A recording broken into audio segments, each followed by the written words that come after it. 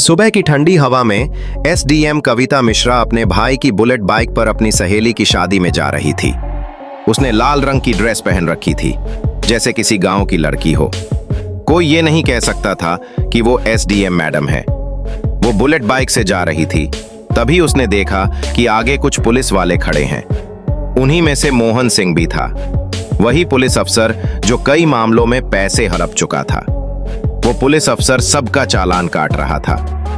कविता मिश्रा धीरे धीरे सड़क पर जा रही थी।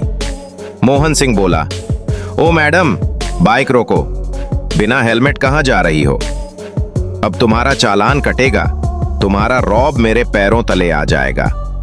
कविता मिश्रा बोली, नहीं सर, 30 की स्पीड लिमिट में ही चला रही। मोहन सिंह ने कहा, तुम हमें कुछ मत सिखाओगी, तुम बेवकूफ लड़की।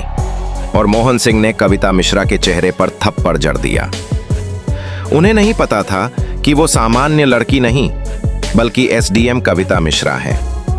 सब वो नजारा देख रहे थे, पर कोई रोकने नहीं आया। इंस्पेक्टर ने कहा, यह तुम्हारे पापा का रास्ता नहीं है, ड्रामा मत करो, अभी मैं तुम्हें जेल में डाल दूंगा। जल्दी 5000 का चालान दो, नहीं तो तुम्हारी बुलेट बाइक जब्त करवा दूंगा और तुम जेल में जाओगी। कविता मिश्रा जानती थीं कि वो पुलिस अफसर अपने काम को गलत तरीके से कर रहा है। कविता मिश्रा ने कहा, सर कृपया मुझे जाने दें, मेरे पास इतने पैसे नहीं हैं, मैं आपको 5000 दे सकती हूं और इतना चालान किसी और से मत लो। मोहन सिंह ने यह सुनकर बहुत गुस्सा किया, मुझे तुम्हें सजा देनी है, तुम महिलाएं, मैंने बहुत लोगों को बिना हेलमेट देखा है जो हमें कुछ कहते हैं। अब अगर तुम चालान नहीं दोगी तो मैं तुम्हें जेल में डाल दूंगा। मोहन सिंह ने चलो जैसा इशारा किया और वे उसे थाने ले जाने के लिए आगे बढ़े। वो हमारे सामने पूरा ड्रामा कर रही है, उसे पकड़ो, हम उसे गिरफ्तार करके जेल ले जाएंगे और जेल में हम ही तय करेंगे क्या सही है और क्या गलत। 2 इंस्पेक्टरों ने कविता मिश्रा के दोनों हाथ पकड़ लिए। कविता बोली, छोड़ो मुझे, छुओ मत, तुम नहीं जानते मैं कौन हूं। अगर तुम अपना काम करना चाहते हो तो मुझे छोड़ दो। पर यह कैसे हो रहा है, तुम सब ये नहीं जानते। मोहन सिंह ने यह सब सुनकर कविता मिश्रा के चेहरे पर थप्पड़ मार दिया। कविता मिश्रा ने ठान लिया कि वो केवल सरकारी नियमों के अनुसार ही सजा दिलाएंगी। लोग सब कुछ देख रहे थे।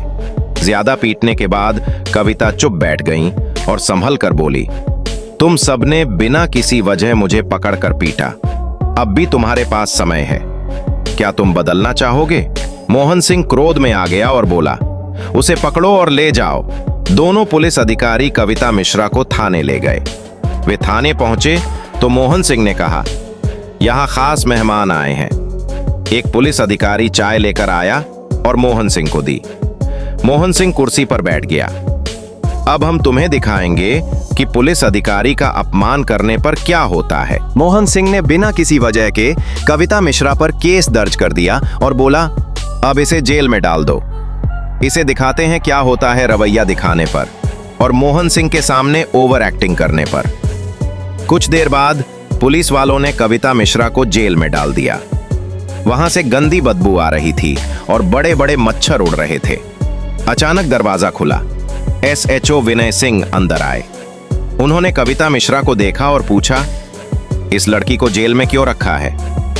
मोहन सिंह बोला, सर ये लड़की बिना हेलमेट बुलेट बाइक चला रही थी और तेज स्पीड में थी। विनय सिंह बोले, अच्छा किया, ऐसी लड़कियों को सबक सिखाना चाहिए, इनका रवैया बहुत बड़ा होता है, इन्हें दिखाना चाहिए पुलिस अफसर की ताकत क्या होती है। गुस्से में विनय सिंह ने कविता मिश्रा की तरफ देखा और फिर थाने से बाहर चले गए। कविता मिश्रा समझ गईं कि इस पुलिस स्टेशन में कोई भी ईमानदार नहीं है। उनके पास किसी को कॉल करने के लिए मोबाइल भी नहीं था। कविता मिश्रा की किस्मत अच्छी थी, क्योंकि शाम के 6 बजे उनकी दोस्त एसपी रामिका कुछ काम से उसी पुलिस स्टेशन में आईं। कविता मिश्रा ने उन्हें देखा और जोर से पुकारा, रामिका। रामिका ने देखा तो चौंक गईं। कविता, तुम यहां क्या कर रही हो? तुम्हें किसने गिरफ्तार किया? बताओ, मैं उसी पुलिस अफसर को सस्पेंड करवाऊंगी। यह सब सुनकर मोहन सिंह वहां आ गया। उसे नहीं पता था कि दोनों एक दूसरे को जानते हैं। मोहन सिंह बोला, वाह, क्या शानदार एक्टिंग कर रही हो तुम दोनों, और क्या खूबसूरत चेहरा है तुम्हारा, उसने रामिका से कहा। यह सुनते ही कविता मिश्रा ने गुस्से में आकर मोहन सिंह के चेहरे पर थप्पड़ मार दिया। मोहन सिंह आग बबूला हो गया और बोला, इन्हें पकड़ो, दोनों एक्ट्रेस को जेल में डाल दो। सभी पुलिस वालों ने दोनों को पकड़ लिया और दोनों, कविता मिश्रा और रामिका, को जेल में डाल दिया। कुछ समय बाद थाने में सन्नाटा छा गया। रामिका धीरे धीरे फोन निकाली और डीएम सर को कॉल करके बोली, यहां क्या हो रहा है, इन्हें क्यों रखा गया है और पुलिस वाले कैसा व्यवहार कर रहे हैं। डीएम ने कहा, ठीक है, मैं आ रहा हूं। यह सब मोहन सिंह ने सुन लिया, लेकिन मोहन सिंह बोला, तुम किसे कॉल कर रही हो, कोई मुझे कुछ नहीं कर सकता। जब थी कि कविता मिश्रा ने कहा, डीएम आ रहे हैं, थाने के सारे पुलिस अधिकारी चुप हो गए। वे जानते थे कि आज सस्पेंड होने का खतरा है। करीब 15 मिनट बाद थाने के बाहर सरकारी गाड़ी आई। वाहन से डीएम साहब, एसपी और 2 पुलिस अधिकारी निकले। वे थाने में दाखिल हुए। पूरे थाने में सन्नाटा था और कोई डीएम के पास जाने की हिम्मत नहीं कर रहा था। डीएम सीधे कविता मिश्रा के पास गए और कहा, तुमने फोन पर क्या कहा था, पूरा बताओ।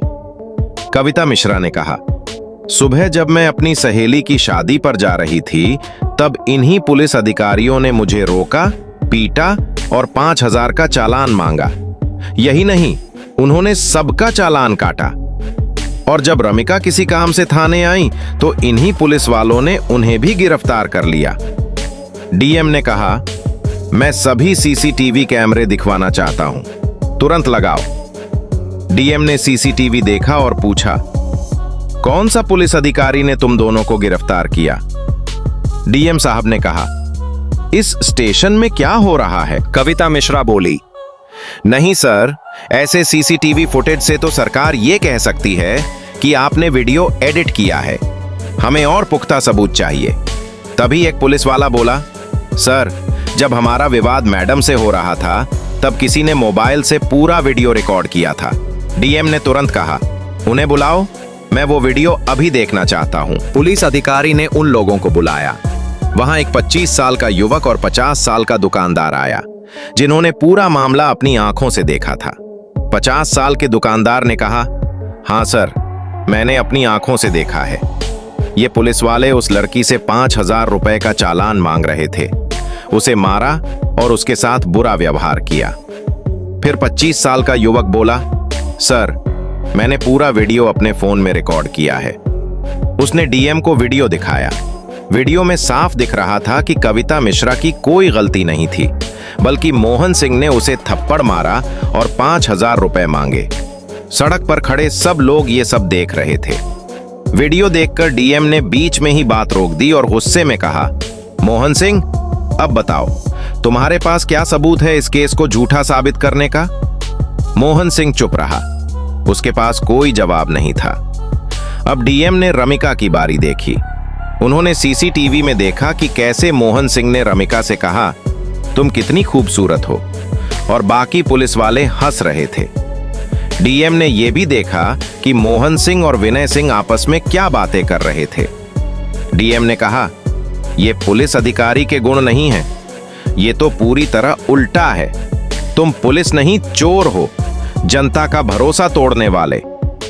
फिर उन्होंने एसएचओ विनय से पूछा, तुम्हें क्या हुआ था, तुमने ऐसा क्यों किया। विनय बोला, सर, मैं नहीं जानता, मुझे लगा मोहन सिंह सही है।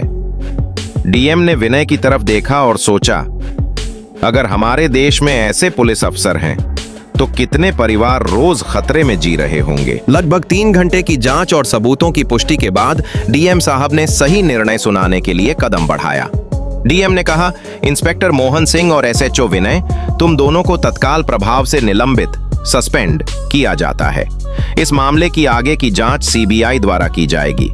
तुम दोनों पर आईपीसी की धारा 306, महिला पर हाथ उठाने का अपराध, 415, धोखाधड़ी और अनुचित व्यवहार, और 103, सरकारी पद और पुलिस की मर्यादा के विरुद्ध कार्य के तहत केस दर्ज किया जाएगा। थाने में पूरी तरह सन्नाटा छा गया।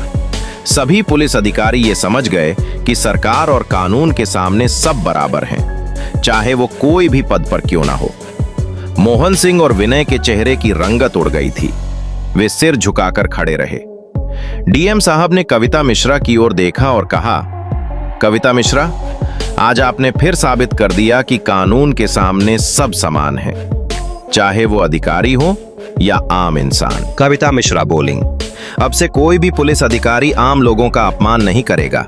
अगर कोई ऐसा करेगा तो उसे सीधे पुलिस विभाग से बर्खास्त कर दिया जाएगा। एक पुलिस वाला बोला, अब मुझे समझ आया कि पुलिस की वर्दी का असली मतलब क्या है। डीएम साहब ने कहा, एक पुलिस अधिकारी देश की रीढ़ की हड्डी होता है। अगर पुलिस ईमानदारी से काम करे तो समाज सुरक्षित रहता है और जनता को न्याय मिलता है। फिर उन्होंने सभी पुलिस वालों को प्रेरणादायक शब्दों में समझाया, हमारा काम जनता की रक्षा करना है, न कि उन पर हुकूमत चलाना। उस दिन के बाद से सभी पुलिस अधिकारी सही रास्ते पर चलने लगे। वे लोगों की मदद करने लगे, अपने काम को ईमानदारी और सम्मान के साथ करने लगे। और फिर उस पुलिस स्टेशन पर कभी किसी की कोई शिकायत नहीं आई। अगर आपको यह कहानी पसंद आई हो तो वीडियो को लाइक और शेयर करें और हमारे चैनल SDM टॉक को सब्सक्राइब करें, क्योंकि यहां आपको मिलेंगी ऐसी ही प्रेरणादायक SDM की कहानियां। धन्यवाद।